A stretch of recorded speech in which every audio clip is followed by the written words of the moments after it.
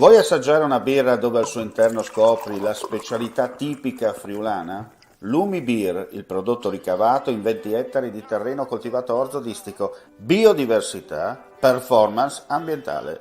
Lumi Beer nelle sue 5 versioni disponibili, 4 per consumo veloce e dissetante e la versione Magnum per intenditori. Lumi Beer si abbina a qualsiasi palato. Lumi Beer è un prodotto esclusivo Azienda Agricola Pancera, il buon seme, i buoni frutti. Dal 2 al 3 luglio 2022 a Forni di Sopra si terrà Profumo di Resina, un simposio con i rinomati scultori che plasmeranno i tronchi dei larici che sono stati abbattuti dalla tempesta Vaia, rappresentando con la loro maestria e creatività l'immagine di Forni di Sopra, terra di scalpellini e collocata ai piedi delle Dolomiti friulane.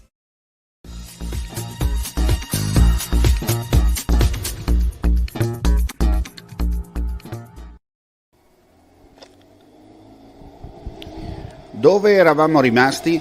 Come da copione, Filippo Ganna si riprende il titolo italiano della cronometro, già suo nel 2019-20, mentre l'anno scorso non aveva chiuso sul podio a Faenza. Il 25enne della Ineos Grenadiers, 2 volte iridato della specialità 2020 e 2021, si è imposto nettamente nella prova di 35,6 km con partenza e arrivo al velodromo di San Giovanni a Natisone.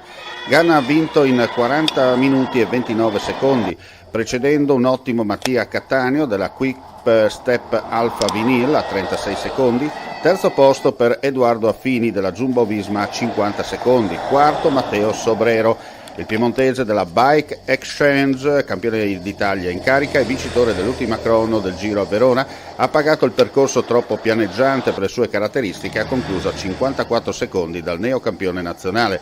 Per Ganna era l'ultimo test agonistico prima della partenza del Tour de France, dove il prossimo 1 luglio andrà a caccia della prima maglia gialla nella cronometro inaugurale. Tra gli under 23 è successo del valtellinese della Eolo Cometa, Davide Piganzoli, che era stato il miglior italiano al recente Giro d'Italia. Mentre andiamo in onda si stanno concludendo le gare riservate alle donne.